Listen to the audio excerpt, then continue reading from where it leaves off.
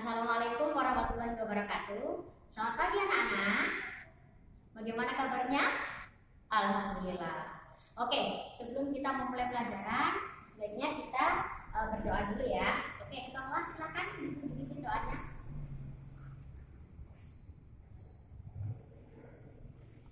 Amin amin ya rabbal alamin. Oke, sebelum kita memulai pelajaran, silakan diperiksa dulu di sela-sela atau di samping-samping bangkunya apakah ada sampah.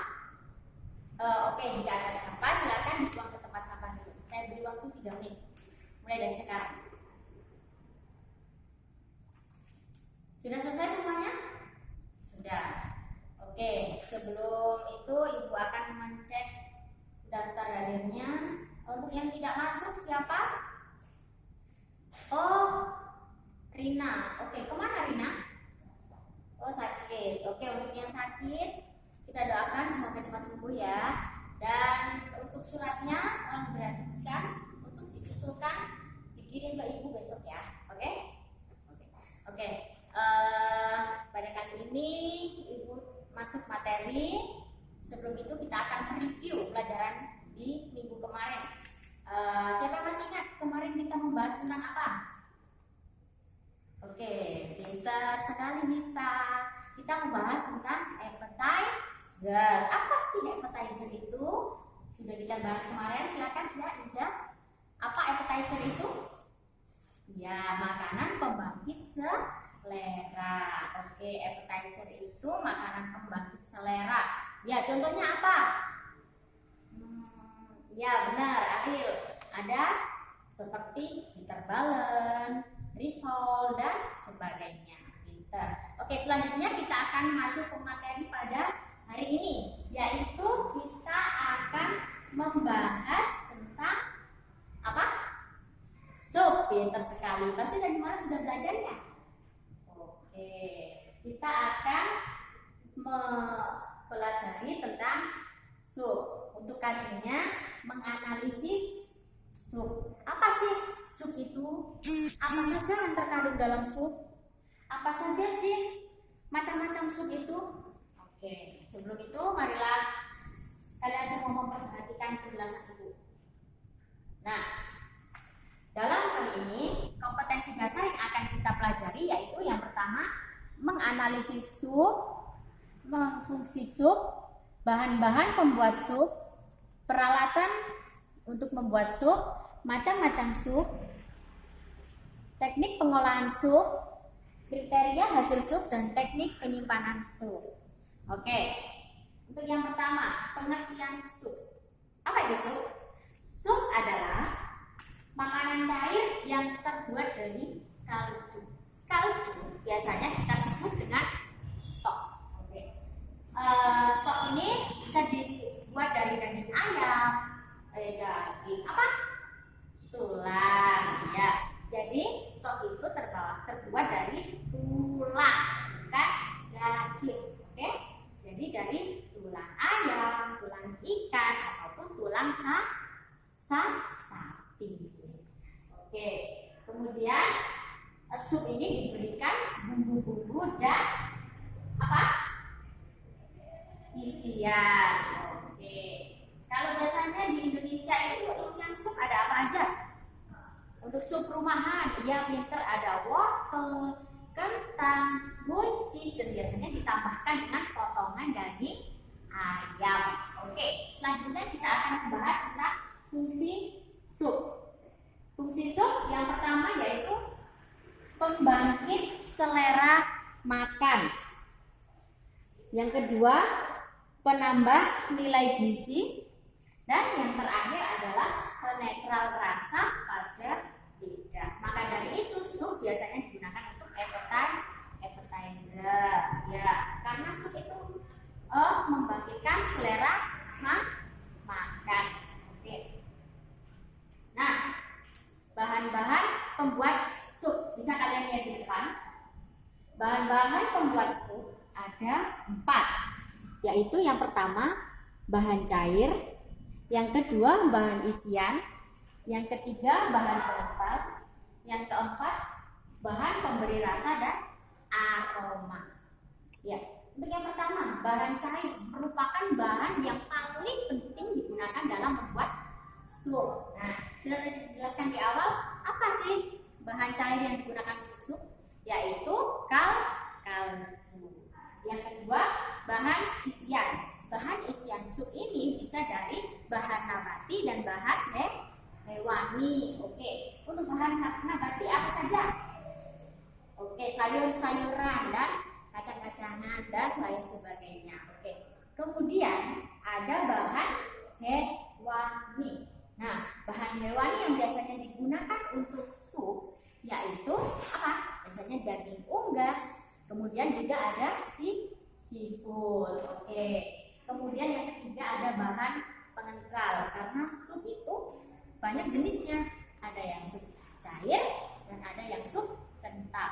Maka dari itu bahan pengental yang digunakan untuk sup terdiri dari tepung, kemudian ada pure dari bahan-bahan seperti pure labu, pure wortel dan lain sebagainya. Yang terakhir yaitu ada bahan pemberi rasa dan aroma. Ya, bisa kita tahu kan apa saja sih bahan pemberi rasa untuk masakan? Ya, biasanya ada garam, lada, dan bahan aromatik itu ada seperti apa? Ayo, apa bahan aromatik itu? Bahan aromatik sup itu biasanya dijadikan satu dalam mirpoa atau bucket garni. Oke, sudah tahu kan apa itu mirpoa dan bucket garni? Oke, pintar sekali kalian. Nah, sekarang kita membahas tentang alat persiapan yang digunakan untuk membuat sup. Nah, apa saja alatnya? Ada alat persiapan, alat pengolahan, kompor, kemudian alat pengaduk dan alat penyajian. Oke, alat persiapan. Alat persiapan itu apa sih? Alat persiapan itu alat yang untuk menyiapkan bahan-bahan yang akan digunakan sebagai bahan dasar sup. Nah, contohnya apa? Alat persiapan. Alat persiapan itu ada talengan, meja, baskom untuk mencuci, pisau, dan lain sebagainya. Oke, untuk alat pengolahan itu merupakan alat utama dalam pemasakan sup. Apa saja? Ada kompor, kemudian macam-macam panci dan wajan, kemudian ada alat pengaduk. Oke, nah kemudian alat penyajian. Alat penyajian sup itu merupakan harus yang mempunyai cekungan, karena sup itu merupakan makanan yang berkuah, ya kan? Nah, kalau kita itu untuk sup yang bening atau tin sup itu biasanya kita menggunakan apa?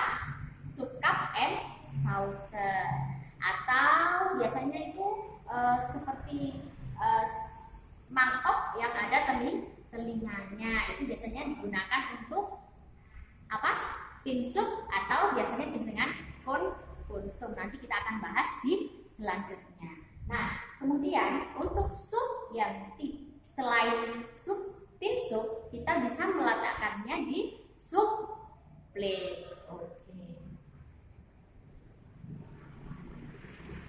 Nah, macam-macam sup. Silakan dilihat anak-anak.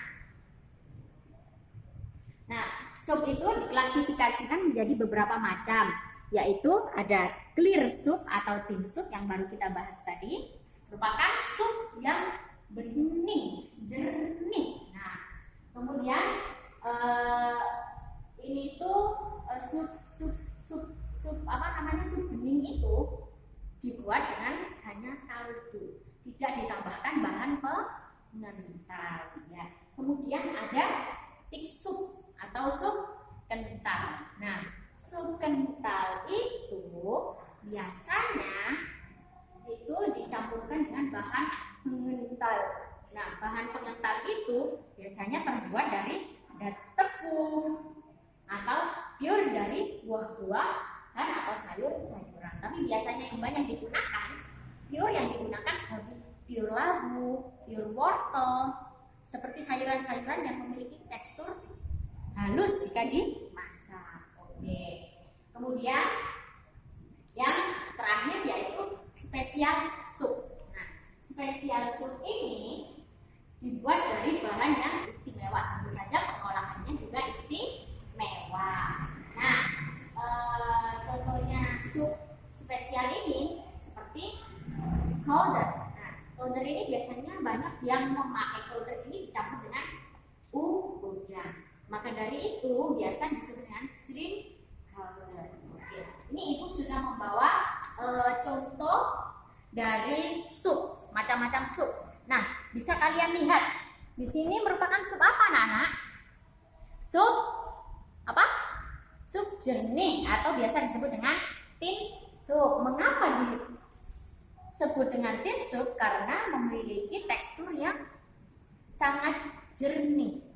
Ini digunakan biasanya dibuat dengan isian yang bisa dilihat mata. Jadi seperti wortel akan terlihat jelas. Nah, ini merupakan tin sup. Oke.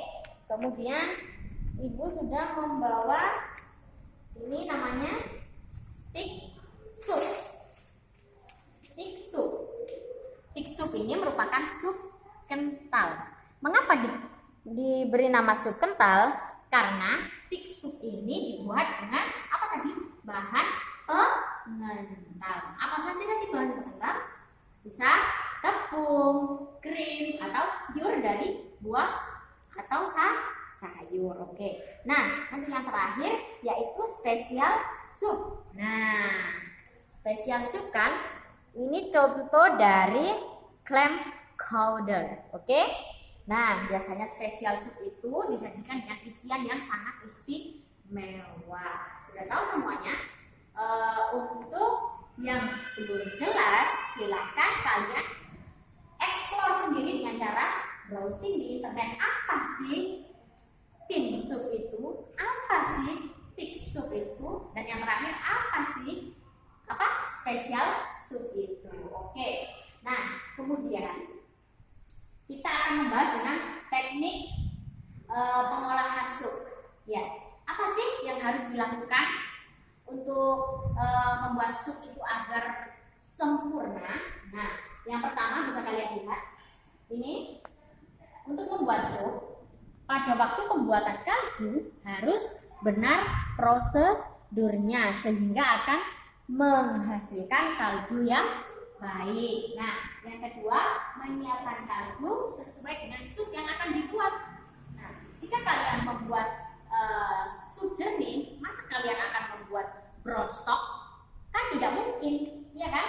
Nah, oleh karena itu, jika kalian membuat sup jernih, sebaiknya kalian membuat white stock. Oke. Nah, dalam pembuatan sup jernih yang perlu diperhatikan yaitu sup harus benar-benar jernih.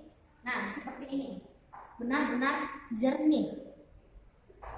Tidak ada lemak yang masih terdapat dalam cairan sup. Maka dari itu, tekniknya untuk membuat stok atau kaldunya, tulang itu harus benar-benar dibersihkan dari lemak. Nah, maka dari itu dalam apa sih bahasanya dalam menghilangkan lemak? Trimming. Nah, benar. Ya, trimmingnya itu harus benar. Harus benar-benar tinggal tulang saja, tidak ada kaldu yang menempel. Oke. Nah, kriteria hasil sup bisa kalian lihat. Kriteria hasil sup. Sup cair, sup harus benar-benar jernih dan tidak ada gumpalan, tidak berlemak, dan temperatur harus sesuai dengan suhu sup. Oke, sup kental. Nah, sup kental ini yang harus diperhatikan yaitu sup harus benar-benar kental. Tetapi satu yang harus diperhatikan, sup kental itu harus tetap bisa mengalir dalam keadaan panas ataupun dingin. Harus kalian catat ya, sup kental itu harus bisa mengalir jika dituang baik dalam keadaan panas maupun dalam keadaan dingin. Oke. Nah, teknik penyimpanan sup. Siapa yang tahu teknik penyimpanan sup? Belum tahu kan? Oke, akan ibu jelaskan. Oke, hal-hal yang perlu diperhatikan dalam teknik penyimpanan sup. Yang pertama, harus kita memperhatikan tempat yang digunakan untuk menyimpan sup. Harus benar-benar bersih. Karena apa? Sup merupakan makanan cair, dapat terkontaminasi hal-hal apapun dengan mudah. Maka dari itu kita harus menyimpan sup itu dengan wadah atau tempat yang tertutup, atau jika tidak ada tutupnya bisa kita tutup dengan plastik wrap. Oke? Nah, suhu harus juga diperhatikan. Maka dari itu jika kita membuat sup, suhu dingin bisa di kisaran 5 derajat sampai 15 derajat. Beku bisa dengan 0 derajat sampai 18 derajat Celcius. Untuk menghangatkan dapat dilakukan dengan cara memasukkan ke dalam microwave. Oke? Nah, catatan untuk kalian semua ya. Jangan pernah mencampur sup lama dengan sup yang baru. Takutnya kenapa? Karena jika sup lama itu sudah rusak dicampur dengan sup yang baru, maka supnya akan rusak. Oke. Nah, sekian tadi pelajaran tentang menganalisis sup pada pagi hari ini. Sekarang Ibu minta kalian untuk membentuk kelompok sejumlah 3 orang dalam satu kelompok. Oke, setiap kelompok tadi masing-masing anak harus memegang satu jenis sup. Tadi kan ada 3 jenis sup ya. Ada sup kental, sup cair, dan juga spesial sup. Nah, kalian harus membagi itu satu persatu dalam kelompok kalian. Sudah? Oke, selanjutnya untuk yang mendapat sup kental berkumpul dengan semua anggota kelompok yang mendapat sup kental. Yang sup cair atau sup jernih harus berkumpul dengan sup jernih. Oke?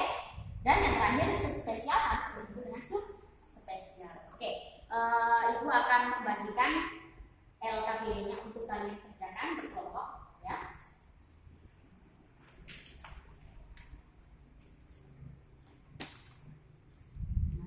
Oke, sudah selesai?